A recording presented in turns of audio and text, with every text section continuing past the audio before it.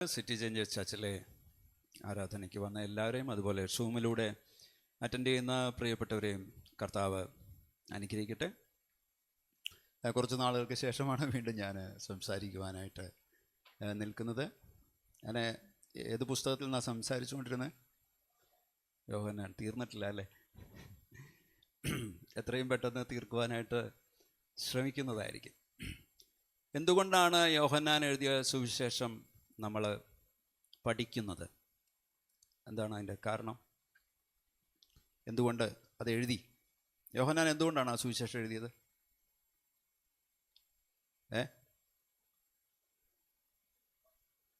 ഒരു വാക്യമുണ്ടല്ലോ, വാക്യം ഏതാ? യോഹന്നാൻ 20:31.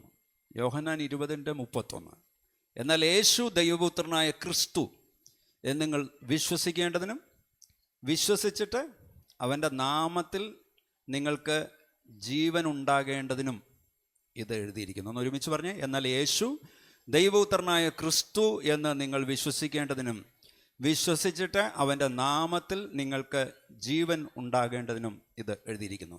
ഇന്ന് നമ്മൾ ചിന്തിക്കാൻ പോകുന്ന വേദഭാഗം യോഹന്നാൻ എഴുതിയ സുവിശേഷം 15:18 മുതലാണ്. എല്ലാവരും വേദപുസ്തകം കൊണ്ടുവന്നിട്ടുള്ളവരെല്ലാവരും വേദപുസ്തകം എടുക്കുക, അല്ലെങ്കിൽ മൊബൈലിലുണ്ടെങ്കിൽ അത് നോക്കുക. യോഹന്നാൻ എഴുതിയ സുവിശേഷം 15-ാം അധ്യായം 18 മുതലുള്ള വാക്യങ്ങളാണ് നമ്മൾ ഇന്ന് ചിന്തിക്കുന്നത്. നമുക്ക് ഒരുമിച്ച് വായിക്കാം. സ്ക്രിപ്ചർ എപ്പോഴും ഒരുമിച്ച് വായിക്കാനായിട്ട് ശ്രമിക്കുക. ഒരുമിച്ച് വായിക്കാം. ലോകം നിങ്ങളെ പകയ്ക്കുന്നുവെങ്കിൽ അത് നിങ്ങൾക്ക് മുമ്പേ എന്നെ പകച്ചിരിക്കുന്നു എന്ന് അറിവിൻ. നിങ്ങൾ ലോകക്കാർ ആയിരുന്നുവെങ്കിൽ ലോകം തനിക്ക് സ്വന്തമായതിനെ സ്നേഹിക്കുമായിരുന്നു. എന്നാൽ നിങ്ങൾ ലോകക്കാരായിരിക്കാതെ ഞാൻ നിങ്ങളെ ലോകത്തിൽ നിന്ന് തിരഞ്ഞെടുത്തത് കൊണ്ട് ലോകം നിങ്ങളെ പകയ്ക്കുന്നു. ലോകം എന്നെ പകച്ചതുകൊണ്ട് നിങ്ങളെ തീർച്ചയായിട്ടും പകയ്ക്കും. അപ്പം ശിഷ്യന്മാർ ലോകം പകയ്ക്കുന്നുണ്ടെങ്കിൽ ശിഷ്യന്മാർ ആശ്ചര്യപ്പെടരുത് എന്നാണ് ഇവിടെ പറയുന്നത്. ലോകം യേശുവിനെ വെറുത്തുവെങ്കിൽ യേശുവിൻ്റെ ഫോളോവേഴ്സിനെയും ലോകം വെറുക്കും. ഇവിടെ ലോകം എന്നതുകൊണ്ട് ഉദ്ദേശിക്കുന്നത് ദൈവത്തിൻ്റെ പദ്ധതികൾക്ക് എതിരായിട്ട് നിൽക്കുന്ന രാഷ്ട്രീയ ഘടനകൾ ഉൾപ്പെടെ യേശുവിനും യേശുവിൻ്റെ ശിഷ്യന്മാർക്കും എതിരായി നിലകൊള്ളുന്നവയാണ് ഇവിടെ ലോകം എന്നുള്ളത് കൊണ്ട് ഉദ്ദേശിക്കുന്നത്. യോഹന്നാൻ 18:36 യേശു പറയുന്നു, എൻ്റെ രാജ്യം ഐഹികമല്ല. എൻ്റെ രാജ്യം ഐഹികമായിരുന്നുവെങ്കിൽ എന്നെ യഹൂദന്മാരുടെ കയ്യിൽ ഏൽപ്പിക്കാതെ വണ്ണം എൻ്റെ സേവകർ പോരാടുമായിരുന്നു. എന്നാൽ എൻ്റെ രാജ്യം ഐഹികമല്ല എന്ന് ഉത്തരം പറഞ്ഞു. 1 യോഹന്നാൻ 2:15 മുതൽ 17 വരെയുള്ള വാക്യം പറയുന്നു, ലോകത്തെയും ലോകത്തിലുള്ളതിനെയും സ്നേഹിക്കരുത്. ഒരുവൻ ലോകത്തെ സ്നേഹിക്കുന്നുവെങ്കിൽ അവനിൽ പിതാവിൻ്റെ സ്നേഹമില്ല. ജഡമോഹം, കൺമോഹം, ജീവനത്തിൻ്റെ പ്രതാപം, ഇങ്ങനെ ലോകത്തിലുള്ളതെല്ലാം പിതാവിൽ നിന്നല്ല, ലോകത്തിൽ നിന്നത്രയാകുന്നു. ലോകവും അതിൻ്റെ മോഹവും ഒഴിഞ്ഞു പോകുന്നു. ദൈവേഷ്ടം ചെയ്യുന്നവനോ എന്നേക്കും ഇരിക്കുന്നു. അപ്പം ഈ ലോകത്തിൻ്റെ പ്രഭു കൺട്രോൾ ചെയ്യുന്ന ഒരു പ്രവർത്തന മണ്ഡലമാണിത്. യോഹന്നാൻ 12:31 പറയുന്നു, ഇപ്പോൾ ഈ ലോകത്തിൻ്റെ ന്യായവിധിയാകുന്നു. ഇപ്പോൾ ഈ ലോകത്തിൻ്റെ പ്രഭുവിനെ പുറത്ത് തള്ളിക്കളയും. യോഹന്നാൻ 14:30 പറയുന്നു, ഞാനിനി നിങ്ങളോട് വളരെ സംസാരിക്കുകയില്ല. ലോകത്തിൻ്റെ പ്രഭു വരുന്നു, അവന് എന്നോട് ഒരു കാര്യവുമില്ല. അപ്പം ലോകം എന്നതിനെക്കുറിച്ചാണ് നമ്മൾ ഈ സ്ക്രിപ്ചറിലൂടെ നമ്മൾ മനസ്സിലാക്കിയത്. യോഹന്നാൻ 15:19 വാക്യം വേദപുസ്തകത്തിൽ നമുക്ക് നോക്കാം. 15:19 ഒരുമിച്ച് വായിക്കാം. നിങ്ങൾ ലോകക്കാർ ആയിരുന്നുവെങ്കിൽ ലോകം തനിക്ക് സ്വന്തമായതിനെ സ്നേഹിക്കുമായിരുന്നു. എന്നാൽ നിങ്ങൾ ലോകക്കാരായിരിക്കാതെ ഞാൻ നിങ്ങളെ ലോകത്തിൽ നിന്ന് തിരഞ്ഞെടുത്തതുകൊണ്ട് ലോകം നിങ്ങളെ പകയ്ക്കുന്നു. അതായത് യേശുവിൻ്റെ ശിഷ്യന്മാർ ലോകക്കാരല്ലാത്തത് കൊണ്ട് ലോകം യേശുവിനെ പിന്തുടരുന്നവരെ വെറുക്കുന്നു. അപ്പം ക്രിസ്തുവിൻ്റെ അംഗങ്ങളായിരിക്കേണ്ടതിനായിട്ടാണ് ഈ ലോകത്തിൽ നിന്ന് കർത്താവിൻ്റെ ശിഷ്യന്മാരെ വിളിച്ച് വേർതിരിച്ചിരിക്കുന്നത്. അതുകൊണ്ടാണ് ലോകത്തിൻ്റെ പ്രഭുവായ സാത്താന് ഈ ദേഷ്യം വരുന്നത്. ആ ദേഷ്യം പലരിലൂടെ യഥാർത്ഥ ക്രിസ്ത്യാനികളുടെ അടുക്കൽ അവൻ പ്രകടിപ്പിക്കും. ഈ ലോകത്തിലുള്ള പലരും യഥാർത്ഥത്തിലുള്ള വീണ്ടും ജനനം പ്രാപിച്ച ക്രിസ്ത്യാനികളെ വെറുക്കുവാനായിട്ട് കാരണമാകും. ക്രിസ്ത്യാനിയും ലോകവും തമ്മിൽ എപ്പോഴും ഒരു ശത്രുത നമുക്ക് കാണുവാനായിട്ട് സാധിക്കും. നിങ്ങളുടെ തന്നെ വ്യക്തിപരമായ ജീവിതത്തിൽ നിങ്ങൾ ചിന്തിച്ചു കഴിഞ്ഞാൽ, നിങ്ങൾ വിശ്വാസത്തിൽ വന്നതിന് ശേഷം നിങ്ങൾ അനുഭവിക്കേണ്ടി വന്നിട്ടുള്ള ചില കാര്യങ്ങളും നിങ്ങളുടെ ജീവിതത്തിലുണ്ടാവും. ഇവിടെയുള്ള ഒരു ഫാമിലിയുണ്ട്, ഞാൻ ഫാമിലിയുടെ പേര് പറയുന്നില്ല. അവരെ വിശ്വാസത്തിൽ വന്നു കഴിഞ്ഞപ്പോൾ അവരുടെ സ്ഥലത്തുള്ള സമീപ സ്ഥലങ്ങളിലെ കടകളിൽ നിന്ന് അവർക്ക് സാധനങ്ങൾ മേടിക്കാനായിട്ട് സാധിക്കില്ലായിരുന്നു. അവർ തൃപ്പൂണിത്തുറ ടൗണിൽ വന്നിട്ടാണ് സാധനങ്ങൾ മേടിച്ചുകൊണ്ട് പോകുന്നത്. എന്നാൽ കാലം മാറിയപ്പോൾ കാര്യങ്ങൾക്ക് വ്യത്യാസം വന്നപ്പോൾ കർത്താവ് അവരെ മാനിക്കുന്നത് ഈ കടക്കാർക്ക് പോലും മനസ്സിലാകുന്ന രീതിയിൽ ദൈവം അത്ഭുതം അവരുടെ ജീവിതത്തിൽ പ്രവർത്തിക്കുവാനായിട്ട് ഇടയായി. ഇവിടെ ഇരിക്കുന്ന മറ്റൊരു കുടുംബമുണ്ട്. ഞാനീ പറയുന്ന 2 കുടുംബങ്ങളും ഇതിനകത്തുണ്ട്. ഇവിടെ ഇരിക്കുന്ന മറ്റൊരു കുടുംബം അവരുടെ കടയിൽ നിന്ന് വിൽക്കുന്ന സാധനം മേടിക്കരുതെന്ന് ഒരു സമൂഹത്തോട് അനൗൺസ് ചെയ്യപ്പെട്ടു. കാരണം എന്താണെന്നറിയോ? അവർ വിശ്വാസത്തിൽ വന്നതുകൊണ്ട്. പ്രിയപ്പെട്ടവരെ, നമ്മൾ മനസ്സിലാക്കേണ്ട കാര്യം, ലോകത്തിൻ്റെ പ്രഭുവായ സാത്താൻ വീണ്ടും ജനനം പ്രാപിച്ച ക്രിസ്ത്യാനികളെ വെറുക്കുന്ന രീതിയിലുള്ള കാര്യങ്ങൾ മറ്റുള്ളവരിലൂടെ ഈ ലോകത്തിൽ ചെയ്യിച്ചുകൊണ്ടിരിക്കും എന്നുള്ളതാണ് നമുക്ക് വേദപുസ്തകത്തിൽ നിന്ന് നമുക്ക് മനസ്സിലാക്കുവാനായിട്ട് സാധിക്കുന്നത്. പ്രിയപ്പെട്ടവരെ, നന്മയും തിന്മയും തമ്മിലും സത്യവും അസത്യവും തമ്മിലും വെളിച്ചവും ഇരുട്ടും തമ്മിലും യോജിപ്പില്ലാത്തതുപോലെ ക്രിസ്ത്യാനികളും ഈ ലോകവും തമ്മിൽ യാതൊരു യോജിപ്പും ഇല്ലാത്ത രീതിയിൽ മാറ്റമുള്ളവരാണ്. 15:20 പറയുന്നു, ദാസൻ യജമാനേക്കാൾ വലിയവനല്ല എന്ന് ഞാൻ നിങ്ങളോട് പറഞ്ഞ വാക്ക് ഓർപ്പിൻ. അവർ എന്നെ ഉപദ്രവിച്ചുവെങ്കിൽ നിങ്ങളെയും ഉപദ്രവിക്കും. എൻ്റെ വചനം പ്രമാണിച്ചുവെങ്കിൽ നിങ്ങളുടേതും പ്രമാണിക്കും.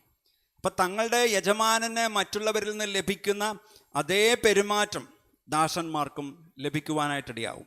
ശിഷ്യന്മാർ യേശു ചെയ്ത അതേ കാര്യങ്ങൾ ചെയ്യുന്നത് കൊണ്ട് യേശുവിനെ ഉപദ്രവിച്ചവർ യേശുവിൻ്റെ ശിഷ്യന്മാരെയും ഉപദ്രവിക്കും.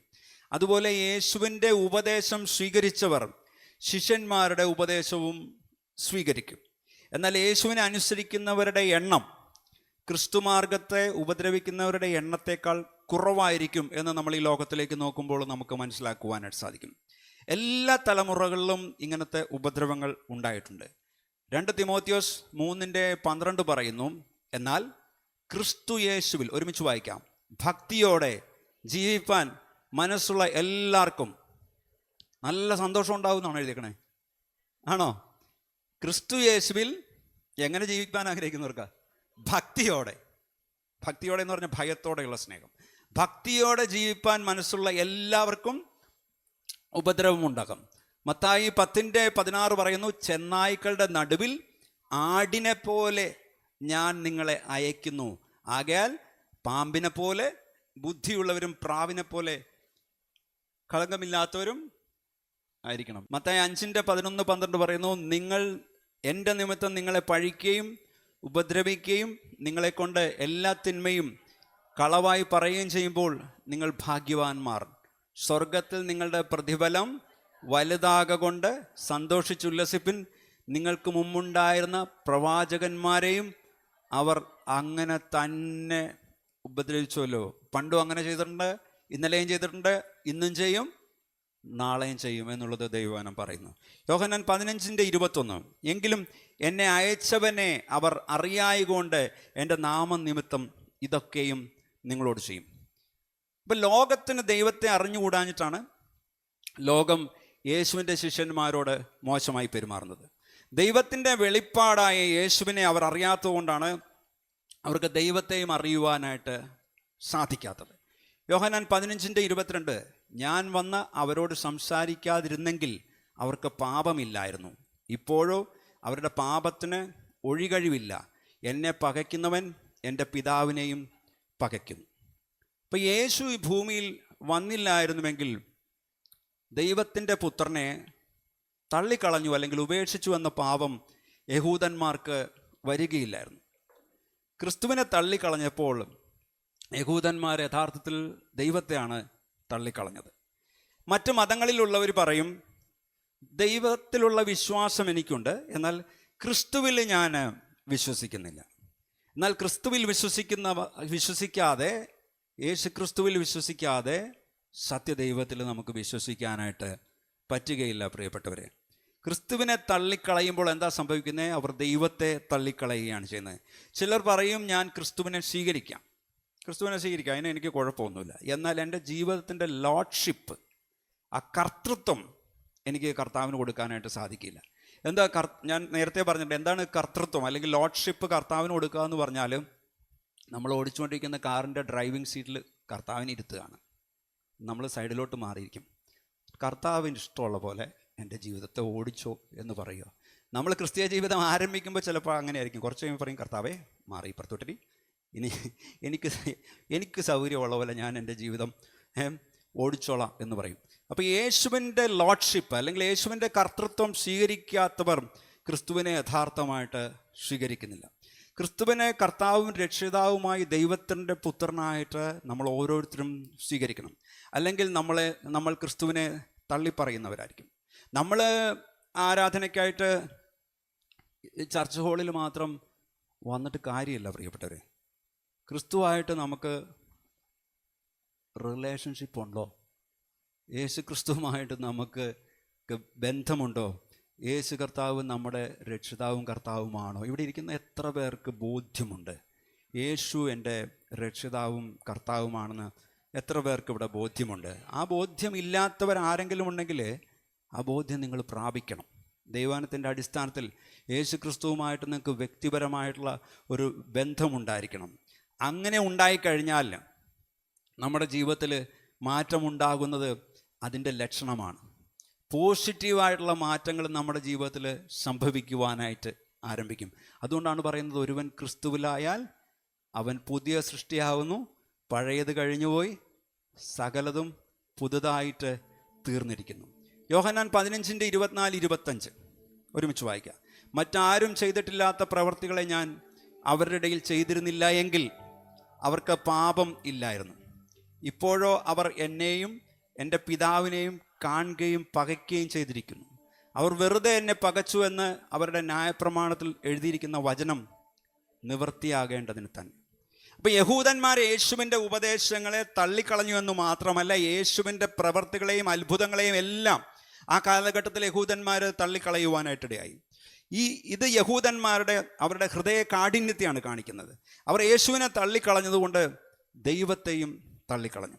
യഹൂദന്മാർ ക്രിസ്തുവിനെ തള്ളിക്കളയുന്നത് ന്യായപ്രമാണത്തിൽ പഴയ നിയമത്തിൽ പ്രവചിച്ചിരുന്നു. യേശു അതാണ് അതിനു മുമ്പുള്ള സങ്കീർത്തനങ്ങളിൽ പറഞ്ഞിരിക്കുന്നത്. ഇന്ന് റോണ ഇവിടെ ക്ലാസ് എടുത്തപ്പം യേശു എത്ര വാചകങ്ങൾ അല്ലെങ്കിൽ വാക്കുകൾ ഡയറക്റ്റ് പറഞ്ഞിട്ടുണ്ടെന്നാണ് പറഞ്ഞത്? 1800 വാക്കുകൾ യേശു കർത്താവ് ഡയറക്റ്റ് പറഞ്ഞിട്ടുണ്ട് അല്ലേ? വാക്യങ്ങൾ പറഞ്ഞിട്ടുണ്ട്. ഓൾഡ് ടെസ്റ്റമെൻറ്റിൽ നിന്ന് എത്ര വാക്യങ്ങൾ കോട്ട് ചെയ്തിട്ടുണ്ട്? 180 വാക്യങ്ങൾ പഴയ നിയമത്തിൽ നിന്ന് യേശു കർത്താവ് കോട്ട് ചെയ്തിട്ടുണ്ട്. പക്ഷേ ഈ കാലഘട്ടത്തിലെ പുതിയ അപ്പസ്തലന്മാർക്ക് പഴയ നിയമം വേണ്ട, ഓൾഡ് ടെസ്റ്റമെൻറ്റേ വേണ്ട. ഞങ്ങൾ പുതിയ കാലഘട്ടത്തിലാണ്. പക്ഷേ ടൈത്ത് പഠിപ്പിക്കാൻ, അനോയിൻറ്റിങ് പഠിപ്പിക്കാൻ, ഇമ്പാർട്ടേഷൻ പഠിപ്പിക്കാൻ എല്ലാം ഈ പറയുന്ന പാർട്ടികളെല്ലാം പഴയ നിയമത്തിലോട്ട് പോവുകയും ചെയ്യും. ചില കാര്യങ്ങൾക്കൊക്കെ പഴയ നിയമത്തിലോട്ട് പോകും. പ്രിയപ്പെട്ടവരെ, അപ്പസ്തോലന്മാരും പത്രോസും പൗലോസും യേശു കർത്താവും എല്ലാവരും പഴയ നിയമത്തിൽ നിന്ന്, ന്യായപ്രമാണ പുസ്തകങ്ങളിൽ നിന്ന് സംസാരിച്ചിട്ടുണ്ട്. ഇന്ന് റോണ ഇവിടെ സംസാരിച്ചപ്പോൾ കൈയടിച്ചു. ഇത് രാവിലത്തെ ബൈബിൾ സ്റ്റഡിയിലൂടെ റോണ പറഞ്ഞ കാര്യങ്ങളാണ്. പഴയ നിയമത്തിലെ ഒരു പുസ്തകം ഒഴിച്ച്, ഏത് പുസ്തകമായിരുന്നു? ഒരാളിലും അത് മനസ്സിലാക്കിയല്ലോ. പഴയ നിയമത്തിലെ ഉത്തമഗീതം എന്ന് പറഞ്ഞ പുസ്തകം ഒഴിച്ച് പഴയ നിയമത്തിലെ ബാക്കിയുള്ള എല്ലാ പുസ്തകങ്ങളിൽ നിന്നുമുള്ള സ്ക്രിപ്റ്റേഴ്സ് പുതിയ നിയമത്തിൽ കോട്ട് ചെയ്തിട്ടുണ്ട്. അപ്പം നമ്മൾ എന്താ മനസ്സിലാക്കേണ്ടത്? ഇതിൻ്റെ 27 പുസ്തകം മാത്രം പിടിച്ചുകൊണ്ട് നടന്നാൽ മതിയോ? ഇതിലെ 27 പുതിയ നിയമത്തിലെ പുസ്തകം മാത്രം വായിച്ചുകൊണ്ട് നടന്നാൽ മതിയോ? ആണോ അല്ലയോ? നിങ്ങൾ തന്നെ ബ്ലിങ്ങസിയാന്നും പറഞ്ഞിരിക്കുന്നത്. ഈ പഴയ നിയമം പുതിയ നിയമത്തിലെ എല്ലാ പുസ്തകങ്ങളും നമ്മൾ വായിക്കുകയും നമ്മൾ ധ്യാനിക്കുകയും നമ്മൾ പഠിക്കുകയും ചെയ്യണം. അതിനെതിരെയുള്ള പഠിപ്പിക്കലുകളൊക്കെ തിയോളജി മനസ്സിലാക്കാത്തത് കൊണ്ടുള്ള സംഭവങ്ങളാണ്. ഞാനൊരു ചർച്ചിൽ ഒരു പ്രാവശ്യം വർഷിപ്പ് ലീഡ് ചെയ്യാൻ ചെന്നപ്പം ഞാൻ ഒരു റിമൈൻഡർ തന്നെ, യഹോവയെ ഞാൻ കാത്തിരിക്കും, അവനൻ ശക്തിയെ പുതുക്കിടും, കഴുകനെ പോൽ പറന്നുയരും, ചിറകടിച്ചു ഞാൻ കയറിടും, ക്ഷീണിച്ചു പോകാതെ നടന്നിടും, തളർന്നു പോകാതെ ഓടിയിടും, ക്ഷീണിച്ചു പോകാതെ നടന്നിടും, തളർന്നു പോകാതെ ഓടിയിടും. ഈ പാട്ട് പഠിപ്പിച്ചു കഴിഞ്ഞിട്ട് മിനിസ്ട്രിയൊക്കെ ചെയ്ത് കഴിഞ്ഞപ്പം ഭക്ഷണം കഴിക്കാനെന്ന് ആ ചർച്ചിൻ്റെ പാസ്റ്റർ പറയാം, സാംസൺ ബ്രദറെ യഹോവ എന്നുള്ള പേര് മാറ്റിയിട്ട് എന്നോട് പറഞ്ഞ യേശു എന്നാക്കണം, എന്നാൽ പാട്ട് ഹിറ്റാവുന്നു. അപ്പം ഞാൻ പറഞ്ഞു യഹോവ എന്നുള്ള പാടിയിട്ട് പാട്ട് ഹിറ്റാവുമെങ്കിൽ അങ്ങ് ഹിറ്റായാൽ മതി, പാസ്റ്റർ വേദപുസ്തകം പഠിക്കണം കേട്ടോ എന്ന് പറഞ്ഞു. അപ്പോൾ യഹോവ എന്നൊക്കെ ഉള്ളത് എല്ലാം മൊത്തത്തിൽ യേശു എന്ന് മാറ്റിക്കൊണ്ടിരിക്കുക. നമ്മൾക്ക് വേദപുസ്തകത്തിലെ പഴയ നിയമത്തിലും പുതിയ നിയമത്തിലും കൂടി നമുക്ക് വെളിപ്പെടുത്തി കിട്ടിയ സർവശക്തനായ ദൈവം ആരാണെന്നുള്ള വെളിപ്പാട് നമുക്ക് ദൈവാനത്തിൻ്റെ അടിസ്ഥാനത്തിൽ മനസ്സിലാക്കാത്തത് കൊണ്ടാണ് ഈ റോങ് ടീച്ചിങ്സ് എല്ലാം വന്നുകൊണ്ടിരിക്കുന്നത്. പിന്നെ പിടിച്ചുകൊണ്ട് പോകാൻ എളുപ്പമാണല്ലോ. ഗിഡിയൻസിൻ്റെ ഒരു ന്യൂ ടെസ്റ്റമെൻറ്റ് മാത്രം പിടിച്ചുകൊണ്ട് നമുക്ക് പള്ളിയിട്ട് പോയാൽ മതിയല്ല. ഗിഡിയൻസിൻ്റെ പുസ്തകമാണെങ്കിൽ അത് ഫ്രീ ആയിട്ട് കിട്ടുകയും ചെയ്യും. ഇതൊക്കെയാണെങ്കിൽ കാശ് മുടക്കി മേടിക്കുകയും വേണം. അപ്പോൾ രക്ഷയും സൗജന്യമാണ്, ഗിഡിയൻസിൻ്റെ പുസ്തകവും സൗജന്യമാണ്, എല്ലാം സൗജന്യമായിട്ട് എന്ത് കിട്ടിയാലും നമ്മൾ സ്വീകരിക്കാനായിട്ട് നമ്മൾ തയ്യാറാണ്. ഞാനിത് പറഞ്ഞ എന്തിനാണെന്ന് വെച്ചാൽ, മറ്റാരും ചെയ്തിട്ടില്ലാത്ത പ്രവർത്തികളെ ഞാൻ അവരുടെ ഇടയിൽ ചെയ്തിരുന്നില്ല എങ്കിൽ അവർക്ക് പാപമില്ലായിരുന്നു. ഇപ്പോഴും അവർ എന്നെയും എൻ്റെ പിതാവിനെയും കാണുകയും പകയ്ക്കുകയും ചെയ്തിരിക്കുന്നു. അവർ വെറുതെ എന്നെ പകച്ചുവെന്ന് അവരുടെ ന്യായപ്രമാണത്തിൽ എഴുതിയിരിക്കുന്ന വചനം നിവൃത്തിയാകേണ്ടതിന് തന്നെ എന്ന് യേശു കർത്താവ് അവിടെ പറയുമ്പോൾ, ഓൾഡ് ടെസ്റ്റമെൻറ്റിലെ സാംസ് 35:19 അവിടെ കോട്ട് ചെയ്യുന്നത്. വെറുതെ എനിക്ക് ശത്രുക്കളായവർ എന്നെക്കുറിച്ച് സന്തോഷിക്കരുതേ, കാരണം കൂടാതെ വായിച്ചേ, എന്നെ പകയ്ക്കുന്നവർ കണ്ണിമയ്ക്കുകയും അരുതേ. സങ്കീർത്തനം 69:4, കാരണം കൂടാതെ എന്നെ പകയ്ക്കുന്നവർ എൻ്റെ തലയിലും രോമത്തിലും അധികമാകുന്നു. വൃഥ എനിക്ക് ശത്രുക്കളായി എന്നെ സംഹരിപ്പാൻ ഭാവിക്കുന്നവർ പെരുകിയിരിക്കുന്നു. ഞാൻ കവർ ചെയ്യാത്തത് തിരികെ കൊടുക്കേണ്ടി വരുന്നു. ഓൾഡ് ടെസ്റ്റമെൻ്റാണ് കോട്ട് ചെയ്യുന്നത് ഇവിടെയെല്ലാം. പറഞ്ഞാൽ മനസ്സിലായോ? അതുകൊണ്ടാണ് ഞാൻ ഇന്ന് രാവിലെ ബൈബിൾ സ്റ്റഡി എടുത്ത കാര്യം ഞാൻ പറഞ്ഞത്. അപ്പം നമ്മുടെ രാജ്യത്തിലേക്ക് നോക്കിയാൽ മിഷണറിമാരെയും മറ്റും ശത്രുക്കളായി കാണുന്ന ഒരുപാട് പേരുണ്ട്. ഇതുപോലെ ഈ വേദപുസ്തകത്തിൽ പറഞ്ഞിട്ടുള്ള പോലെ യോഹന്നാൻ 15:26-27, ഞാൻ പിതാവിൻ്റെ അടുക്കൽ നിന്ന് നിങ്ങൾക്ക് അയക്കാനുള്ള കാര്യസ്ഥനായി പിതാവിൻ്റെ അടുക്കൽ നിന്ന് പുറപ്പെടുന്ന സത്യാത്മാവ് വരുമ്പോൾ അവൻ എന്നെക്കുറിച്ച് സാക്ഷ്യം പറയും. നിങ്ങളും ആദ്യം മുതൽ എന്നോടുകൂടെ ഇരിക്കൊണ്ട് സാക്ഷ്യം പറയും. അപ്പോൾ യേശു അഡ്വക്കേറ്റിനെ കുറിച്ച്, കാര്യസ്ഥനെക്കുറിച്ച്, പരിശുദ്ധാത്മാവിനെക്കുറിച്ച് വീണ്ടും പറയുകയാണ് ഇവിടെ. ദൈവം ആത്മാവിനെ അയക്കുമെന്ന് യേശു നേരത്തെ പറഞ്ഞിരുന്നു. ഈ ഭാഗത്ത് യേശു തന്നെ ആത്മാവിനെ അയക്കുമെന്ന് പറയുകയാണ്. പരിശുദ്ധാത്മാവ് യേശുവിനെ കുറിച്ച് സാക്ഷ്യം പറയുന്നു. ആളുകൾ ക്രിസ്തുവിൻ്റെ സുവിശേഷം കേൾക്കുകയും വിശ്വസിക്കുകയും ചെയ്യുന്നത് പരിശുദ്ധാത്മാവ് അവരുടെ ഹൃദയങ്ങളിൽ യേശുവിനെക്കുറിച്ച് സാക്ഷ്യം പറയുന്നതിനാലാണ്. മനുഷ്യൻ്റെ സാക്ഷ്യം മാത്രം പോരാ, പരിശുദ്ധാത്മാവിൻ്റെ സാക്ഷ്യമാണ് ഒഴിച്ചുകൂടാത്തത്. ശിഷ്യന്മാരുടെ സാക്ഷ്യവും ആവശ്യമാണ്. കാരണം ആദ്യം മുതൽ അവർ യേശു കർത്താവിൻ്റെ കൂടെ നടന്നു, കർത്താവ് ചെയ്തതായിട്ടുള്ള കാര്യങ്ങൾ കാണുകയും കേൾക്കുകയും എല്ലാം ചെയ്തുകൊണ്ട് അവരുടെ സാക്ഷ്യവും വളരെ വിലപ്പെട്ടതാണ്. അതുപോലെ നമ്മുടെ സാക്ഷ്യവും അത്യാവശ്യമാണ്. നമ്മളിലൂടെ പരിശുദ്ധാത്മാവ് പ്രവർത്തിക്കും. പ്രിയപ്പെട്ടവരെ, എത്ര പേർക്ക് സാക്ഷ്യമുണ്ട്? എത്ര പേർക്ക് വ്യക്തിപരമായിട്ട് സാക്ഷ്യമുണ്ട്? എത്ര പേര് നിങ്ങളുടെ വ്യക്തിപരമായ സാക്ഷ്യം മറ്റുള്ളവരോട് പറഞ്ഞിട്ടുണ്ട്? ഒരു പ്രാവശ്യമെങ്കിലും നിങ്ങൾ സാക്ഷ്യം പറഞ്ഞിട്ടുള്ളൂ? ഒറ്റ പ്രാവശ്യമെങ്കിലും മറ്റൊരാളോട് യേശു എൻ്റെ ജീവിതത്തിൽ ഇന്നവ ചെയ്തു എന്ന് പറഞ്ഞിട്ടുള്ളവർക്കൊന്ന് വെറുതെ ഒന്ന് കരമുയർത്താവോ? Yes, thank you so much.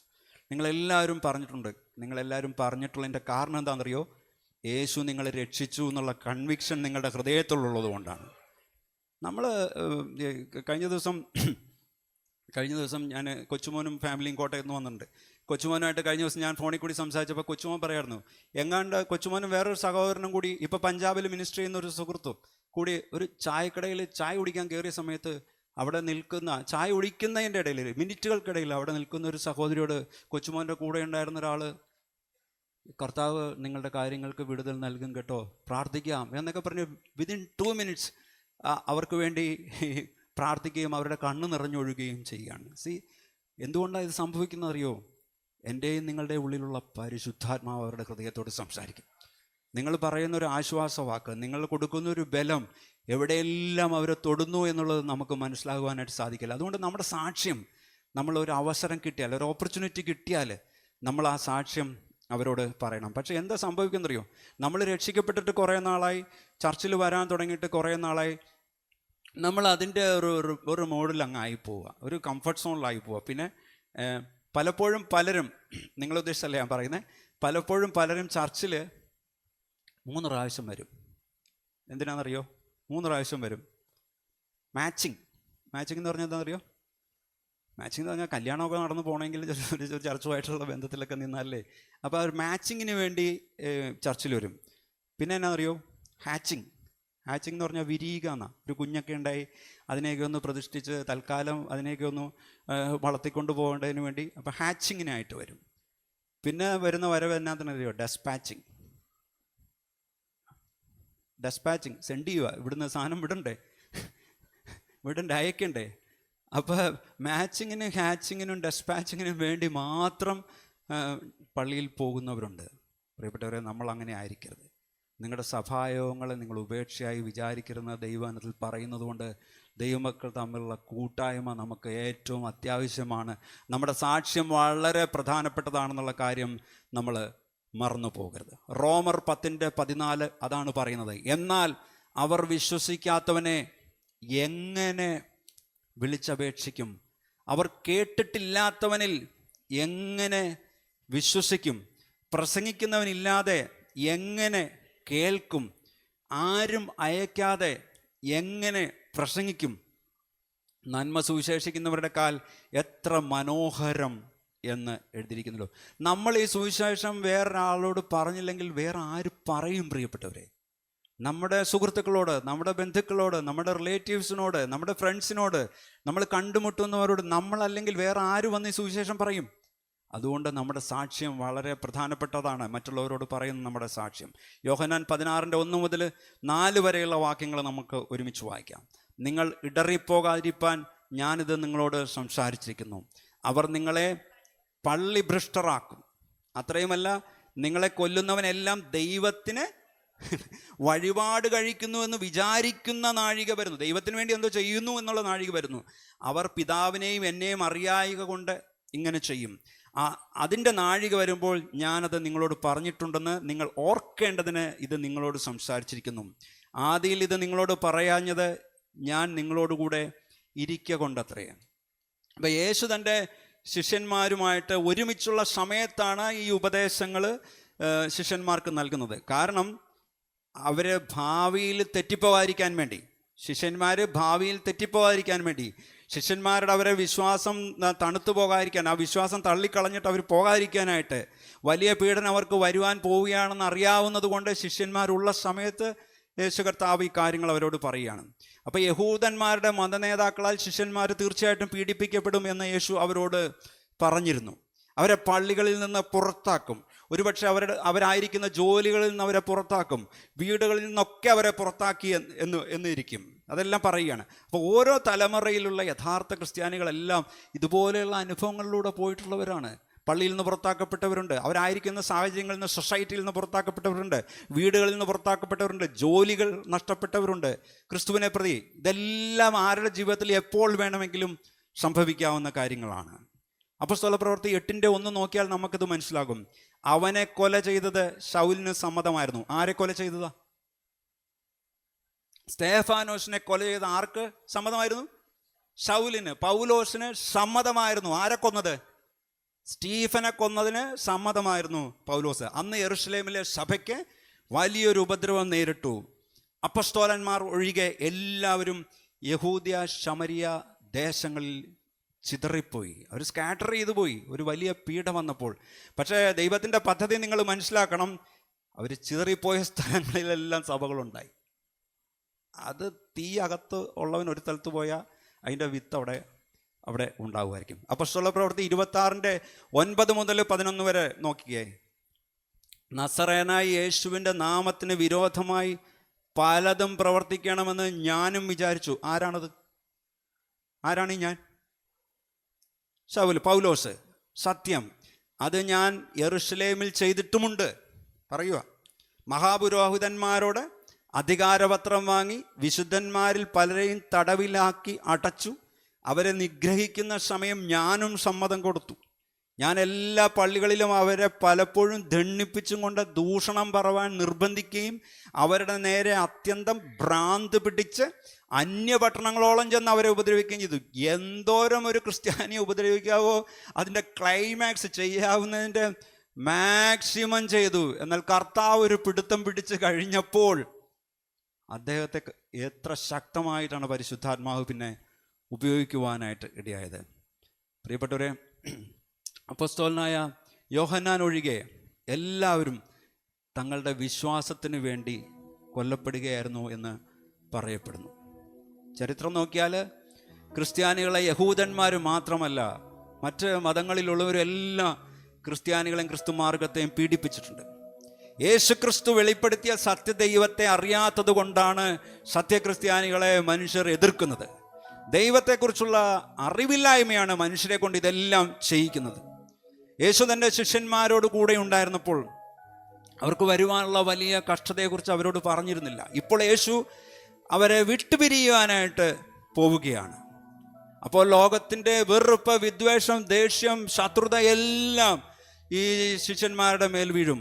അപ്പോൾ ആ സമയത്തിന് വേണ്ടി അവരുടെ മുമ്പിൽ വരുവാൻ പോകുന്ന പെർസിക്യൂഷന് വേണ്ടി, പീഡനത്തിന് മുമ്പിൽ അവരെ ഒന്ന് ഒരുക്കേണ്ട ആവശ്യമുണ്ടായിരുന്നു. അതിൻ്റെ ഒരു പ്രിപ്പറേഷനാണ് അവിടെ നടക്കുന്നത്. യോഹന്നാൻ 16:5 മുതൽ 11 വരെ ഒരുമിച്ച് വായിക്കാം. ഇപ്പോഴോ ഞാൻ എന്നെ അയച്ചവൻ്റെ അടുക്കൽ പോകുന്നു. നീ എവിടെ പോകുന്നു എന്ന് നിങ്ങൾ ആരും എന്നോട് ചോദിക്കുന്നില്ല. എങ്കിലും ഇത് നിങ്ങളോട് സംസാരിക്കുകൊണ്ട് നിങ്ങളുടെ ഹൃദയത്തിൽ ദുഃഖം നിറഞ്ഞിരിക്കുന്നു. എന്നാൽ ഞാൻ നിങ്ങളോട് സത്യം പറയുന്നു, ഞാൻ പോകുന്നത് നിങ്ങൾക്ക് പ്രയോജനം. ഞാൻ പോകാഞ്ഞാൽ കാര്യസ്ഥൻ നിങ്ങളുടെ അടുക്കൽ വരികയില്ല. ഞാൻ പോയാൽ അവനെ നിങ്ങളുടെ അടുക്കൽ അയക്കും. അവൻ വന്ന് പാപത്തെക്കുറിച്ചും നീതിയെക്കുറിച്ചും ന്യായവിധിയെക്കുറിച്ചും ലോകത്തിന് ബോധം വരുത്തും. അവർ എന്നിൽ വിശ്വസിക്കായകൊണ്ട് പാപത്തെക്കുറിച്ചും ഞാൻ പിതാവിൻ്റെ അടുക്കൽ പോകുകയും നിങ്ങൾ ഇനി കാണാതിരിക്കുകയും ചെയ്യുന്നതുകൊണ്ട് നീതിയെക്കുറിച്ചും ഈ ലോകത്തിൻ്റെ പ്രഭു വിധിക്കപ്പെട്ടിരിക്കൊണ്ട് ന്യായവിധിയെക്കുറിച്ചും തന്നെ. താൻ പോകുന്നു എന്ന് ശിഷ്യന്മാരോട് പറഞ്ഞിട്ടും എവിടെ പോകുന്നു എന്നവർ ചോദിച്ചില്ല. താൻ അവരെ വിട്ടുപിരിക്കുകയാണെന്ന് പറഞ്ഞപ്പോൾ ശിഷ്യന്മാർക്ക് വിഷമമായി.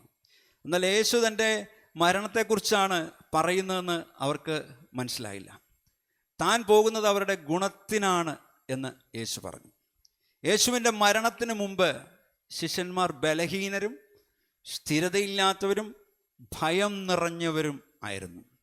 യേശുവിൻ്റെ മരണശേഷം പരിശുദ്ധാത്മാവ് ഉള്ളിൽ വന്ന് അവരെ ശക്തരും സ്ഥിരതയുള്ളവരും ധൈര്യശാലികളുമാക്കി തീർത്തു. ആമേൻ. പരിശുദ്ധാത്മാവ് വന്ന് പാപത്തെക്കുറിച്ചും നീതിയെക്കുറിച്ചും ന്യായവിധിയെക്കുറിച്ചുമുള്ള ലോകമനുഷ്യരുടെ കുറ്റത്തെ വെളിപ്പെടുത്തും എന്ന് പറയുന്നു. ഒന്നാമതായി, ക്രിസ്തുവിനെ അവിശ്വാസത്താൽ തള്ളിപ്പറയുന്നതിനാൽ അവർ പാപികളാണെന്ന് പരിശുദ്ധാത്മാവ് അവർക്ക് കാണിച്ചു കൊടുക്കും. പ്രിയപ്പെട്ടവരെ, കാലാകാലങ്ങളായിട്ട് പരിശുദ്ധാത്മാവ് നമ്മുടെ ഹൃദയത്തോട് സംസാരിച്ചത് കൊണ്ടാണ് യേശു ക്രിസ്തുവിനെ രക്ഷിതാവും കർത്താവുമായിട്ട് സ്വീകരിക്കണമെന്നുള്ള വെളിപ്പാട് നമുക്ക് ലഭിച്ചത് കേട്ടോ. പരിശുദ്ധാത്മാവാണ് നമ്മുടെ ഓരോരുത്തരുടെയും ഹൃദയത്തോട് സംസാരിച്ചത്. എന്നാൽ തൻ്റെ ജീവിതം അവർ തന്നെ നിയന്ത്രിച്ച ഒരു സെൽഫിഷായിട്ട് ജീവിക്കുന്നതാണ് മനുഷ്യൻ്റെ പ്രധാനപ്പെട്ട പ്രശ്നം. പരിശുദ്ധാത്മാവ് മനുഷ്യൻ്റെ ഹൃദയത്തോട് ഇടപെടുമ്പോഴാണ് താൻ സ്വാർത്ഥനാണെന്നും താൻ അവിശ്വാസ്യമാണെന്നുള്ളത് അവന് മനസ്സിലാകുന്നത്. അപ്പോഴാണ് അനുതാപത്തോടെ ഞാനൊരു പാപിയാണെന്ന് മനസ്സിലാകുമ്പോൾ എനിക്കൊരു രക്ഷിതാവിനെ ആവശ്യമാണെന്ന് മനസ്സിലാകും. നമ്മളൊരു രോഗിയാണെന്ന് ബോധ്യപ്പെടുമ്പോഴല്ലേ നമ്മളൊരു ഡോക്ടറെ കാണാൻ പോകുന്നത് എന്ന് പറയുന്ന പോലെ, നമ്മളൊരു പാപിയാണെന്ന് മനസ്സിലാകുമ്പോഴാണ് നമുക്ക് ഈ പാപത്തിൽ നിന്നുള്ള വിടുതലിന് ഒരു രക്ഷിതാവിനെ വേണം എന്നുള്ളൊരു ബോധ്യം നമ്മുടെ ഉള്ളിൽ ഉണ്ടാക്കിത്തരുന്നത് ദൈവത്തിൻ്റെ പരിശുദ്ധാത്മാവാണ്. രണ്ടാമത്, നീതിയെക്കുറിച്ച് പരിശുദ്ധാത്മാവ് ക്രിസ്തു നീതിമാനാണെന്ന് മനുഷ്യരെ ബോധ്യം വരുത്തും. ലോകം യേശുവിനെ ഒരു പാപിയാണെന്ന് മുദ്രകുത്തി. എന്നാൽ യേശു മരിച്ചവരിൽ നിന്ന് ഉയർക്കുകയും സ്വർഗത്തിൽ പിതാവിൻ്റെ സന്നിധിയിൽ പോവുകയും ചെയ്യുകയാൽ നീതിമാനാണെന്ന് കാണിച്ചു കൊടുത്തു. മാത്രമല്ല, മനുഷ്യർക്ക് സ്വന്തമായിട്ടൊരു നീതിയുമില്ലെന്ന് പരിശുദ്ധാത്മാവ് കാണിച്ചു കൊടുത്തു. ക്രിസ്തു മാത്രമാണ് നീതിമാൻ. എന്നാൽ മനുഷ്യൻ്റെ ചിന്തകൾ എന്താണെന്നറിയോ? എന്തെങ്കിലും ചെയ്യുന്നതിലൂടെയൊക്കെ, എന്തെങ്കിലും സൽപ്രവൃത്തിയിലൂടെയൊക്കെ ദൈവത്തെ പ്രീതിപ്പെടുത്താൻ പറ്റുമെന്നാണ് മനുഷ്യൻ്റെ ചിന്ത. എന്നാൽ ദൈവത്തിൻ്റെ വചനം പറയുന്നു, മനുഷ്യൻ്റെ സൽപ്രവൃത്തികളൊക്കെ ദൈവത്തിൻ്റെ സന്നിധിയിൽ കറ പുരണ്ട തുണി പോലെയാണ്. സൽപ്രവർത്തികൾ ചെയ്യണ്ട എന്നല്ല പറയുന്നത്, പക്ഷെ മനുഷ്യൻ ദൈവത്തെ പ്രീതിപ്പെടുത്തുവാൻ വേണ്ടി ചെയ്യുന്ന സൽപ്രവർത്തികളൊക്കെ ദൈവത്തിൻ്റെ സന്നിധിയിൽ കറപുരണ്ട തുണി പോലെയാണ്. ക്രിസ്തുവിൻ്റെ ക്രൂശ് മരണത്തിലൂടെ മാത്രമേ, യേശു ക്രിസ്തുവിൻ്റെ ക്രൂശ് മരണത്തിലൂടെ മാത്രമേ മനുഷ്യരെ അവരുടെ പാപങ്ങളിൽ നിന്ന് കഴുകി ദൈവദൃഷ്ടിയിൽ നീതിയുള്ളവരാക്കി മാറ്റുവാനായിട്ട് കഴിയുള്ളൂ. മൂന്നാമതായിട്ട്, ന്യായവിധിയെക്കുറിച്ച് ഈ ലോകത്തിൻ്റെ പ്രഭുവായ സാത്താൻ്റെ മേൽ ന്യായവിധി വന്നിരിക്കുന്നുവെന്ന് പരിശുദ്ധാത്മാവ് കാണിച്ചു തരും. പ്രിയപ്പെട്ടവരെ, യേശു കാൽവരിയിൽ സാത്താനെ തോൽപ്പിച്ചു. സാത്താനെ ശിക്ഷയ്ക്ക് വിധിച്ചിരിക്കുകയാണ്. ഒടുവിൽ അവൻ നശിപ്പിക്കപ്പെടും. യോഹന്നാൻ 16:12 മുതൽ 15 വരെ നമുക്ക് ഒരുമിച്ച് വായിക്കാം. ഇനിയും വളരെ നിങ്ങളോട് പറവാനുണ്ട്, എന്നാൽ നിങ്ങൾക്കിപ്പോൾ വഹിപ്പാൻ കഴിയില്ല. സത്യത്തിൻ്റെ ആത്മാവ് വരുമ്പോഴോ അവൻ നിങ്ങളെ സകല സത്യത്തിലും വഴി നടത്തും. അവൻ സ്വയമായി സംസാരിക്കാതെ താൻ കേൾക്കുന്നത് സംസാരിക്കുകയും വരുവാനുള്ളത് നിങ്ങൾക്ക് അറിയിച്ചു തരികയും ചെയ്യും. അവൻ എനിക്കുള്ളതിൽ നിന്നെടുത്ത് നിങ്ങൾക്ക് അറിയിച്ചു തരുന്നത് കൊണ്ട് എന്നെ മഹത്വപ്പെടുത്തും. പിതാവിനുള്ളതൊക്കെയും എനിക്കുള്ളത്, അതുകൊണ്ടത്രേ അവൻ എനിക്കുള്ളതിൽ നിന്നെടുത്ത് നിങ്ങൾക്ക് അറിയിച്ചു തരും എന്ന് ഞാൻ പറഞ്ഞത്. യേശു ഒന്നും ശിഷ്യന്മാരിൽ നിന്ന് മറച്ചു വെച്ചില്ല. എങ്കിലും താൻ മരിക്കുന്നതിന് മുമ്പ് സകലതും അവരോട് പറയുവാൻ കഴിഞ്ഞില്ല. അത് കേൾക്കുവാൻ അവർ ഒരുങ്ങിയിരുന്നില്ല. അതവർക്ക് അന്നേരം മനസ്സിലാക്കുന്നതിനോ സ്വീകരിക്കാനോ കഴിഞ്ഞിരുന്നില്ല. അവർക്ക് പഠിക്കുവാനുള്ള ആഴമേറിയ കാര്യങ്ങൾ മനസ്സിലാക്കുന്നതിന് പരിശുദ്ധാത്മാവിൻ്റെ സഹായം ആവശ്യമായിട്ട് വരും. അതുകൊണ്ട് ഇനി പഠിക്കുവാനുള്ള കാര്യങ്ങൾ പരിശുദ്ധാത്മാവ് വന്ന് ഉപദേശിച്ച് തരുമെന്ന് യേശു അവരോട് പറഞ്ഞു. പരിശുദ്ധാത്മാവ് സകല സത്യത്തിലേക്കും വഴി നടത്തും. ഒന്ന് ചർച്ച പറഞ്ഞേ, പരിശുദ്ധാത്മാവ് സകല സത്യത്തിലേക്കും.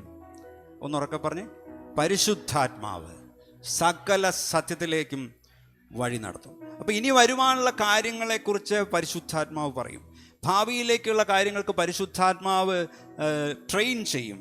ലോകം മുഴുവൻ സഭ സ്ഥാപിക്കുന്ന വലിയ ദൗത്യം ഏറ്റെടുത്ത് ശിഷ്യന്മാരെ പറഞ്ഞു വിടുവാനായിട്ട് പരിശുദ്ധാത്മാവ് അവരെ ഒരുക്കും. കഷ്ടതയും പീഡനവും മരണവും വരെ നേരിടുവാനായിട്ട് പരിശുദ്ധാത്മാവ് അവരെ ഒരുക്കും. ആദ്യ ശിഷ്യന്മാരെയും പിന്നെയുള്ള എല്ലാവരെയും പരിശുദ്ധാത്മാവ് ഈ കാര്യങ്ങൾ ചെയ്ത് ഒരുക്കിയിരിക്കുകയാണ്. പുതിയ നിയമം എഴുതുന്നതിന് പരിശുദ്ധാത്മാവ് സഹായിച്ചു. സത്യത്തിൻ്റെ ആത്മാവ് അവർ എഴുതിയ സമയത്ത് അവരുടെ പേനയും അവരുടെ തൂലികയും ചിന്തകളെയെല്ലാം പരിശുദ്ധാത്മാവ്, പ്രിയപ്പെട്ടവരെ, കൺട്രോൾ ചെയ്തു. ഉൽപ്പത്തി മുതൽ വെളിപ്പാട് വരെയുള്ള പുസ്തകങ്ങൾ നമുക്ക് നോക്കിയാൽ 66 പുസ്തകമുണ്ട്. വേദപുസ്തകത്തിൽ 66 പുസ്തകമുണ്ട്. 6 പുസ്തകം ഒരു ലൈബ്രറിയിൽ എടുത്തു നോക്കിയാൽ 6 പുസ്തകങ്ങൾ വ്യത്യസ്തമായിരിക്കും.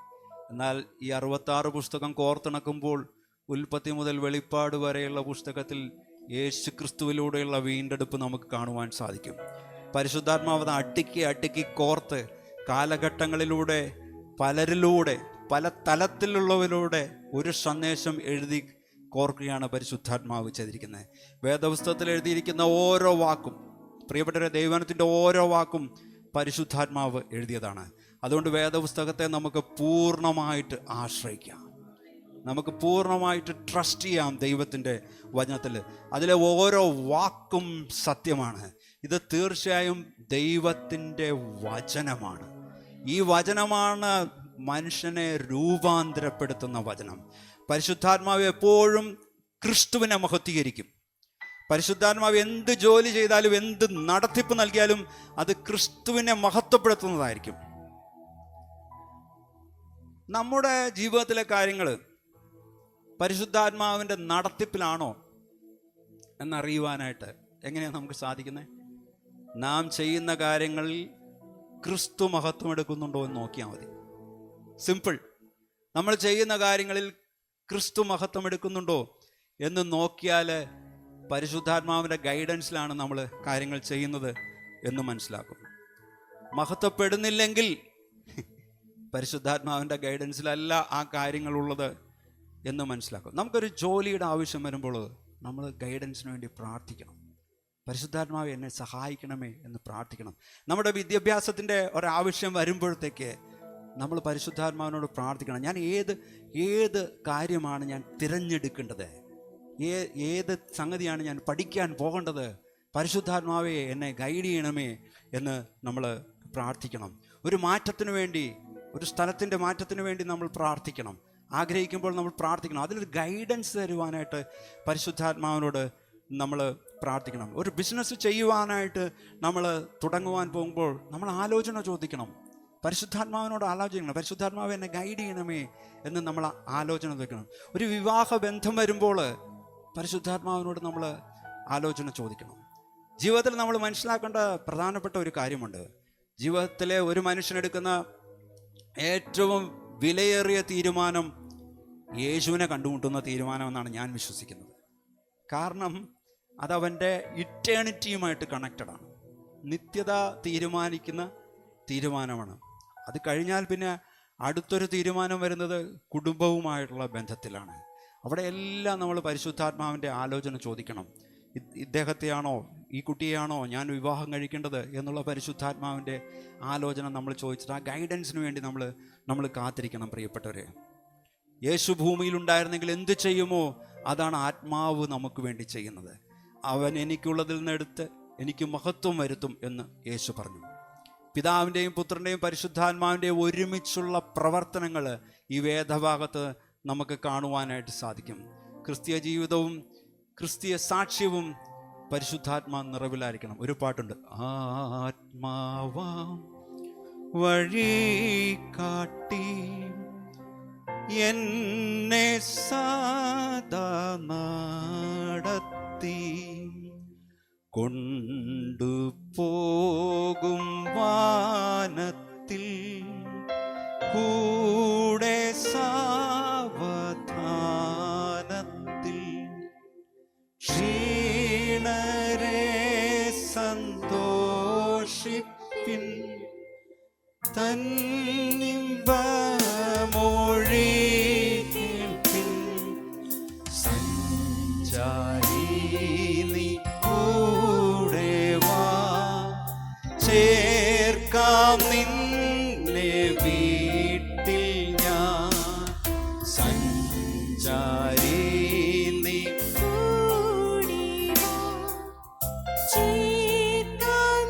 ചേർന്ന് പാട്.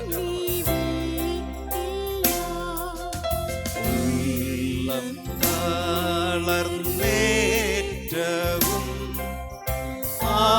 ആശയറ്റ നേരവും ക്രൂശിൽ രക്തം കാണിച്ചു ആശ്വാസം നൽകിയിടുന്നു ശുദ്ധാത്മാവിൻ പ്രഭയിൽ ഞാൻ ഒളിക്കും നേരത്തിൽ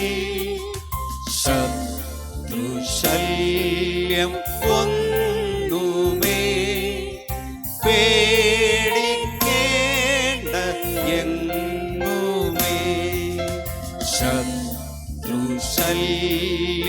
ഒന്നുമേ പേടിക്കേണ്ട എങ്ങുമേ സത്യസഖിതാൻ തന്നെ സർവദാ സമീപേ തുണയ്ക്കും നിരന്തരം നീക്കും ഭയം സംശയം കാറ്റുഗ്രമടിക്കിലും ഇരുൾ കാലത്തേടിലും സഞ്ചാരി നീ കൂടെ വാ ചേർക്കാം നിൻ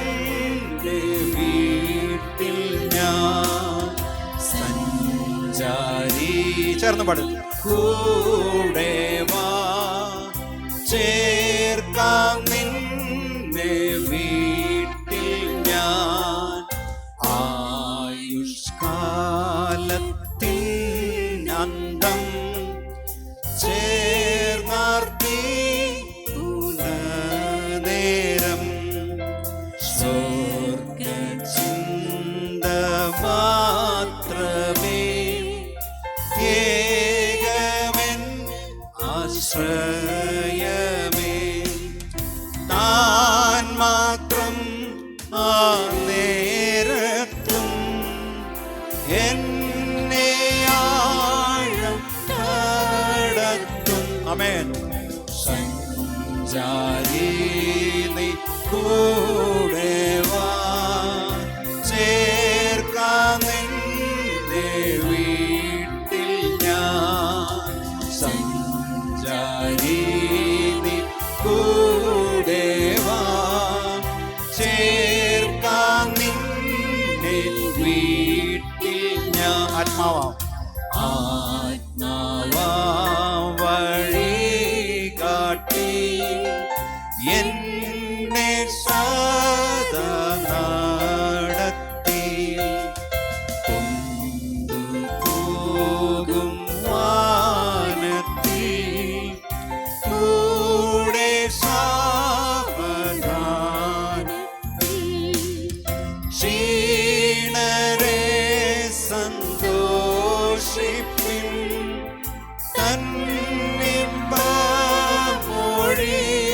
കേൾപ്പിൻ, സഞ്ചാരി നീ കൂടെ വാ ചേർക്കാം നിന്നെ വീട്ടിൽ ഞാൻ, സഞ്ചാരി നീ കൂടെ വാ ചേർക്കാം നിന്നെ വീട്ടിൽ ഞാൻ, സഞ്ചാരി നീ കൂടെ വാ ചേർക്കാം നിന്നെ വീട്ടിൽ.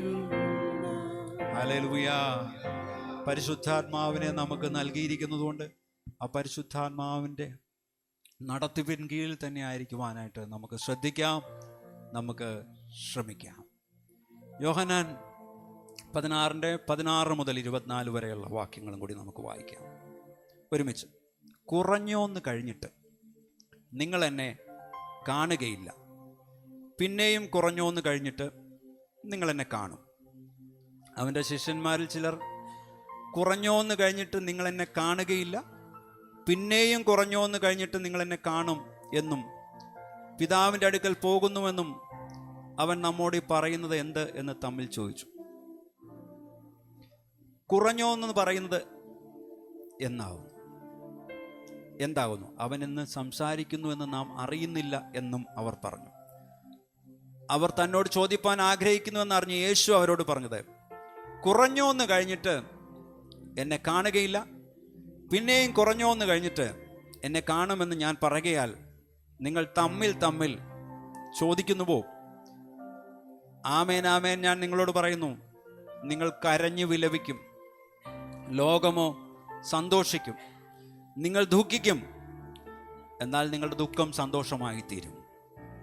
സ്ത്രീ പ്രസവിക്കുമ്പോൾ തൻ്റെ നാഴിക വന്നതുകൊണ്ട് അവൾക്ക് ദുഃഖമുണ്ട്. കുഞ്ഞിനെ പ്രസവിച്ച ശേഷമോ ഒരു മനുഷ്യൻ ലോകത്തിലേക്ക് പിറന്നിരിക്കുന്ന സന്തോഷം നിമിത്തം അവൾ തൻ്റെ കഷ്ടം പിന്നെ ഓർക്കുന്നില്ല. അങ്ങനെ നിങ്ങൾക്കും ഇപ്പോൾ ദുഃഖമുണ്ടെങ്കിലും ഞാൻ പിന്നെയും നിങ്ങളെ കാണും, നിങ്ങളുടെ ഹൃദയം സന്തോഷിക്കും. നിങ്ങളുടെ സന്തോഷം ആരും നിങ്ങളിൽ നിന്ന് എടുത്തു കളയുകയില്ല. അന്ന് നിങ്ങൾ എന്നോടൊന്നും ചോദിക്കുകയില്ല. ആമേൻ ആമേൻ ഞാൻ നിങ്ങളോട് പറയുന്നു, നിങ്ങൾ പിതാവിനോട് അപേക്ഷിക്കുന്നതൊക്കെയും അവൻ എൻ്റെ നാമത്തിൽ നിങ്ങൾക്ക് തരും. ഇന്ന് വരെ നിങ്ങൾ എൻ്റെ നാമത്തിൽ ഒന്നും അപേക്ഷിച്ചിട്ടില്ല. അപേക്ഷിപ്പിൻ, എന്നാൽ നിങ്ങളുടെ സന്തോഷം പൂർണ്ണമാകും വണ്ണം നിങ്ങൾക്ക് ലഭിക്കും. 16-ാം വാക്യത്തിൽ ശിഷ്യന്മാരെ കുഴക്കിയ ഒരു കാര്യം യേശു പറഞ്ഞു, കുറഞ്ഞോന്ന് കഴിഞ്ഞിട്ട് നിങ്ങൾ എന്നെ കാണുകയില്ല, പിന്നെയും അല്പം കഴിഞ്ഞ് നിങ്ങൾ എന്നെ കാണും. യേശു പെട്ടെന്ന് മരിക്കുകയും 3 ദിവസം കഴിഞ്ഞ് മരിച്ചവരിൽ നിന്ന് ഉയർക്കുകയും ചെയ്യുമെന്നാണ് യേശു ഇതുകൊണ്ട് അർത്ഥമാക്കിയത്. എന്തുകൊണ്ടാണ് ശിഷ്യന്മാർ ഇത്ര കൺഫ്യൂസ്ഡ് ആയത്? അവിടെ മറ്റ് യഹൂദന്മാര് ചിന്തിച്ചിരുന്നത്, മറ്റ് യഹൂദന്മാരുടെ ആ കാലഘട്ടത്തിലെ ചിന്ത എന്ന് വെച്ചാൽ യേശു ഇവിടെ ഒരു രാജ്യം സ്ഥാപിച്ച് ഭയങ്കര രാജാവായിട്ട് വാഴാനായിട്ട് വന്നിരിക്കുകയാണ് എന്നുള്ളതായിരുന്നു മറ്റ് യഹൂദന്മാരുടെ ചിന്ത. ഈ ചിന്ത ശിഷ്യന്മാരുടെ ഉള്ളതുകൊണ്ടാണ് അവർ കൺഫ്യൂസ്ഡ് ആവുന്നത്. അങ്ങനെയാണെങ്കിൽ പിന്നെ യേശു എന്തിനാണ് പോകുന്നത്? അങ്ങനെ അല്ലെങ്കിൽ എന്തിനാണ് യേശു തിരിച്ചു വരുന്നത്? ശിഷ്യന്മാരാകെ കൺഫ്യൂസ്ഡ് ആവുകയാണ്. അപ്പം ശിഷ്യന്മാർ കൺഫ്യൂസ്ഡ് ആയപ്പോൾ യേശു അവരോട് പ്രസവ സമയത്തുള്ള ഒരു സ്ത്രീയുടെ ഉദാഹരണം പറഞ്ഞ് മനസ്സിലാക്കി കൊടുക്കുകയാണ്. ചില ഉദാഹരണങ്ങളിലൂടെ, ഉപമകളിലൂടെയാണ് യേശു കർത്താവ് സംസാരിച്ചു കൊണ്ടിരിക്കുന്നത്. എപ്പോഴും ശിഷ്യന്മാർ കുറച്ച് സമയത്തേക്ക് കരഞ്ഞ് വിലപിക്കും എന്ന് യേശു പറഞ്ഞു. തൻ്റെ മരണം കാരണമാണ് ശിഷ്യന്മാർ കരയുകയും വിലപിക്കുകയും ചെയ്യുന്നത്. അപ്പോൾ തന്നെ അവിശ്വാസികളായ ലോകമനുഷ്യർക്ക് യേശുവിൻ്റെ മരണം മൂലം സന്തോഷവും ഉണ്ടാകും. എന്നിട്ട് യേശു പറഞ്ഞു, നിങ്ങളുടെ ദുഃഖം സന്തോഷമായി തീരും. യേശുവിൻ്റെ മരണം ശിഷ്യന്മാർക്ക് ദുഃഖമായി തീരും, എന്നാൽ യേശുവിൻ്റെ ഉയർപ്പ് ശിഷ്യന്മാർക്ക് സന്തോഷത്തിന് കാരണമായിട്ട് തീരും. പ്രസവ സമയത്ത് ഒരു സ്ത്രീക്കുണ്ടാകുന്ന വേദന പോലെയാണ് ശിഷ്യന്മാരുടെ ദുഃഖം. ഞാൻ മനസ്സിലാക്കിയിരിക്കുന്നത് പ്രസവ സമയത്ത് ഒരു സ്ത്രീ അനുഭവിക്കുന്ന വേദന അത്യന്തമായിട്ടുള്ള വേദനയാണെന്നാണ്. അതുപോലെയുള്ളൊരു വേദനയാണ് ശിഷ്യന്മാരുടെ ദുഃഖം. പ്രസവത്തിൻ്റെ ദുഃഖം പെട്ടെന്ന് തീരും. എപ്പോഴാണ് തീരുന്നത്? ഒരു കുഞ്ഞ് ജനിച്ച്, അല്ലേ, നേഴ്സ് അമ്മയുടെ അടുക്കൽ കൊണ്ടുപോയി ആ കുഞ്ഞിനെ കൊണ്ടുപോയി അമ്മയുടെ അടുക്കൽ കൊണ്ടുപോയി ആ കുഞ്ഞിനെ കാണിക്കുമ്പോൾ അതുവരെ അനുഭവിച്ച അമ്മയുടെ ദുഃഖമെല്ലാം കണ്ണുനീരോട് ഒരു സന്തോഷമായിട്ട് തീരും. The tomb of Jesus is like a womb of the resurrected life. The tomb of Jesus is like a womb of the resurrected life. ശിഷ്യന്മാർ 3 ദിവസം ദുഃഖിക്കും. അപ്പോൾ യേശു മരിച്ചവരുടെ ഇടയിൽ നിന്ന് ഉയർത്ത് അവരുടെ അടുക്കൽ വരും. യേശു പരിശുദ്ധാത്മാവിനെ അവരുടെ മേൽ ഊതും.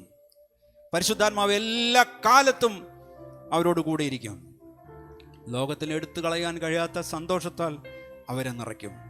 പ്രിയപ്പെട്ടവരെ, ഈ പരിശുദ്ധാത്മാവ് നമ്മളോടും കൂടെയുണ്ട്. സഹായകനായിട്ട് നമ്മളോട് കൂടെയുണ്ട്. കാര്യസ്ഥനായിട്ട് നമ്മളോട് കൂടെയുണ്ട്. വഴി നടത്തുന്നവനായിട്ട് നമ്മളോട് കൂടെയുണ്ട്. ആശ്വാസപ്രദനായിട്ട് നമ്മളോട് കൂടെയുണ്ട്. നേരത്തെ ശിഷ്യന്മാർക്ക് യേശുവിനോട് എന്തും ചോദിക്കാമായിരുന്നു. എന്നാൽ ഇപ്പോൾ യേശുവിൽ വസിക്കുന്നവർക്ക് പിതാവിനോട് ചോദിക്കുവാൻ യേശുവിൻ്റെ നാമത്തിൽ വേണം പ്രാർത്ഥിക്കുവാൻ. അവരങ്ങനെ ചെയ്താൽ അവരെന്തപേക്ഷിച്ചാലും പിതാവ് നൽകും. ഇത് ആദ്യ ശിഷ്യന്മാർക്ക് വേണ്ടി മാത്രമുള്ള പ്രോമിസല്ല, വാഗ്ദത്തമല്ല. ഇത് നമുക്കും സഭയ്ക്കും എല്ലാം ഉള്ളതാണ്. നമുക്ക് ദൈവസന്നിധിയിൽ എഴുന്നേറ്റ് നിൽക്കാം. നിങ്ങളെന്നിൽ എൻ വചനം നിങ്ങൾക്കുള്ളിലും വാസം ചെയ്യിൽ യാചനകൾ സാധ്യമായിടും. നിങ്ങളെന്നിൽ എൻ വചനം നിങ്ങൾക്കുള്ളിലും വാസം ചെയ്യിൽ യാചനകൾ സാധ്യമായിടും. എന്നോട് ചേർന്നൊരു നാഴിക ഉണർന്നിരിക്കാമോ? പാപക്കെണികൾ ഒഴിഞ്ഞു പോകാൻ മാർഗമതല്ലയോ? എന്നോട് ചേർന്നൊരു നാഴിക ഉണർന്നിരിക്കാമോ? പാപക്കെണികൾ ഒഴിഞ്ഞു പോകാൻ മാർഗമതല്ലയോ? പ്രാർത്ഥനയാൽ സാധിക്കാത്ത കാര്യമില്ലൊന്നും, പ്രാർത്ഥിക്കാത്ത കാരണത്താൽ ലഭിക്കുന്നില്ലൊന്നും. പ്രാർത്ഥനയാൽ സാധിക്കാത്ത കാര്യമില്ലൊന്നും, പ്രാർത്ഥിക്കാത്ത കാരണത്താൽ ലഭിക്കുന്നില്ലൊന്നും. യാചിക്കുന്നതെല്ലാം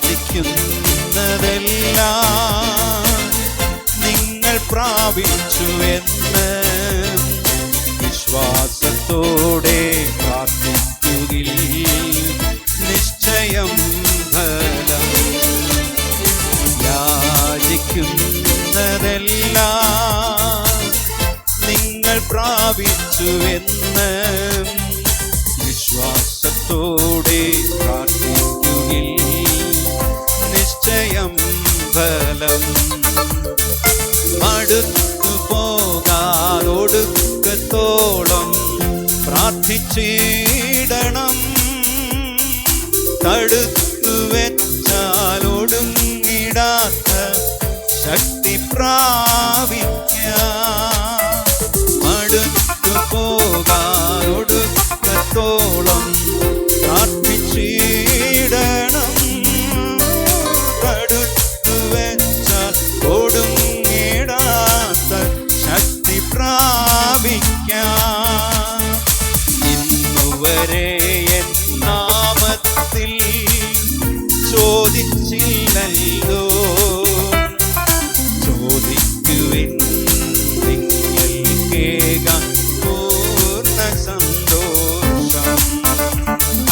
ഇന്നുവരെ എൻ നാമത്തിൽ ചോദിച്ചില്ലല്ലോ. ചോദിക്കുവിൻ നിങ്ങൾക്കേകാൻ പൂർണ്ണ സന്തോഷം. പ്രാർത്ഥനയാൽ സാധിക്കാത്ത കാര്യമില്ലൊന്നും. പ്രാർത്ഥിക്കാത്ത കാരണത്താൽ ലഭിക്കുന്നില്ലൊന്നും. യാചിക്കുന്നതെല്ലാം നിങ്ങൾ പ്രാപിച്ചുവെന്ന് വിശ്വാസത്തോടെ പ്രാർത്ഥിക്കുകിൽ നിശ്ചയം ഫലം. യാചിക്കുന്നതെല്ലാം നിങ്ങൾ പ്രാപിച്ചുവെന്ന് വിശ്വാസത്തോടെ പ്രാർത്ഥിക്കുകിൽ നിശ്ചയം ഫലം. ഹൃദയത്തിൽ ഏതെങ്കിലും തരത്തിലുള്ള പ്രാർത്ഥനാ വിഷയങ്ങളുള്ളവർ കരങ്ങൾ ഉയർത്തിയാട്ടെ. പ്രാർത്ഥനാ വിഷയങ്ങളുള്ളവർ കരങ്ങൾ ഉയർത്താതെ. ദൈവത്തിൻ്റെ വചനം പറയുന്നു, നിങ്ങൾ എന്നിലും എൻ്റെ വചനം നിങ്ങളിലും വസിച്ചാൽ നിങ്ങൾ ചോദിക്കുന്നത് നിങ്ങൾക്ക് ലഭിക്കും. എന്നോട് ചേർന്ന ഒരു നാഴിക നിങ്ങൾക്ക് ഉണർന്നിരിക്കാമോ? കർത്താവ് ചോദിക്കുകയാണ്. നിങ്ങൾ വർഷങ്ങളായിട്ട് പ്രാർത്ഥിച്ചിട്ടുള്ള വിഷയങ്ങളായിരിക്കാം. പക്ഷെ ദൈവത്തിൻ്റെ വചനം പറയുന്നു, മടുത്തു പോകാതെ ഒടുക്കത്തോളം പ്രാർത്ഥിക്കണം. തടുത്തു വെച്ചാൽ ഒടുങ്ങിടാത്ത ശക്തി പ്രാപിക്കാം. ദൈവത്തിൻ്റെ വചനത്തിൻ്റെ പ്രിൻസിപ്പിൾ പറയുന്നു, ഇന്ന് വരെ എൻ നാമത്തിൽ ചോദിച്ചില്ലല്ലോ. ചോദിക്കുവിൻ നിങ്ങൾക്കേകാം പൂർണ്ണ സന്തോഷം. What A promise! എന്തൊരു വലിയ വാഗ്ദത്തം! ഇന്ന് വരെ എൻ നാമത്തിൽ ചോദിച്ചില്ലല്ലോ. ചോദിക്കുവിൻ നിങ്ങൾക്കേകാം പൂർണ്ണ സന്തോഷം. നിങ്ങൾ പ്രാർത്ഥിക്കാൻ ഉദ്ദേശിക്കുന്ന കാര്യങ്ങൾ പിതാവിൻ്റെ സന്നിധിയിലേക്ക് കൊടുത്താട്ടെ. പരിശുദ്ധാത്മാവിനോട് സംസാരിച്ചാട്ടെ. നിങ്ങളുടെ വിഷയങ്ങൾ പിതാവായ ദൈവത്തോട് സംസാരിച്ചാട്ടെ. പറഞ്ഞാൽ നിങ്ങൾ സർവശക്തനായ ദൈവത്തോട് നിങ്ങളുടെ വിഷയങ്ങളിൽ കരങ്ങൾ ഉയർത്തിയവർ, കരങ്ങൾ ഉയർത്താത്തവർ, നിങ്ങളുടെ ഏതെങ്കിലും ആവശ്യമായിട്ട്, ഏതാവശ്യമായിക്കോട്ടെ, കർത്താവിന് ചെയ്തു തരുവാൻ ഒന്നും അസാധ്യമല്ല എന്ന് നിങ്ങൾ ഈ പകല് വിശ്വസിക്കുക. കാരണം പ്രാർത്ഥനയാൽ സാധിക്കാത്ത കാര്യമില്ലൊന്നും. പരിശുദ്ധാത്മാവേ, ദൈവത്തിൻ്റെ ഹിതമാണ് ഈ വിഷയമെങ്കിൽ ആ വിഷയത്തിൽ വ്യാപരിക്കണമേ എന്ന് നിങ്ങൾ പറഞ്ഞാട്ടെ. പ്രാർത്ഥിക്കാത്ത കാരണത്താൽ ലഭിക്കുന്നില്ലൊന്നും. യാചിക്കുന്നതെല്ലാം നിങ്ങൾ പ്രാപിച്ചു എന്ന് വിശ്വാസത്തോടെ പ്രാർത്ഥിക്കുക, നിശ്ചയം ഫലം. സ്വർഗപിതാവേ, കരങ്ങൾ ഉയർത്തിയിട്ടുള്ളവരും കരങ്ങൾ ഉയർത്താത്തവരുമായിട്ടുള്ള സഭയിലെ എല്ലാ പ്രിയപ്പെട്ടവരെയും, സൂമിലൂടെ കാണുന്ന പ്രിയപ്പെട്ടവരെല്ലാം തൃക്കരങ്ങളിലേക്ക് ഏൽപ്പിക്കുന്നു. കർത്താവിൻ്റെ നാമത്തിൽ ഞങ്ങൾ ഈ വിഷയങ്ങളെ തൃക്കരങ്ങളിലേക്ക് ഏൽപ്പിക്കുകയാണ്. പരിശുദ്ധാത്മാവേ, ഈ വിഷയങ്ങളെ സ്പർശിക്കണമേ. പരിശുദ്ധാത്മാവേ, ഈ വിഷയങ്ങളെ സ്പർശിക്കണമേ. എൻ്റെ പ്രാർത്ഥനയ്ക്കുള്ള ഉത്തരം ലഭിക്കുവാൻ പരിശുദ്ധാത്മാവെ സഹായിക്കണമേ. ഞങ്ങളത് വിശ്വസിക്കുന്നു, ഞങ്ങളത് വിശ്വസിക്കുന്നു, ഞങ്ങളത് വിശ്വസിക്കുന്നു. സർവശക്തനായ ദൈവം അത് ചെയ്യുമെന്ന് ഞങ്ങളത് വിശ്വസിക്കുന്നു. പറഞ്ഞാട്ടെ, ഞങ്ങളത് വിശ്വസിക്കുന്നു. സർവശക്തനായ ദൈവം ഞങ്ങളുടെ പ്രാർത്ഥനയ്ക്ക് ഉത്തരം നൽകുമെന്ന് ഞങ്ങൾ വിശ്വസിക്കുന്നു. യേശുവിൻ്റെ നാമത്തിൽ തന്നെ. ആമേൻ. Thank you. God bless you. Please be seated.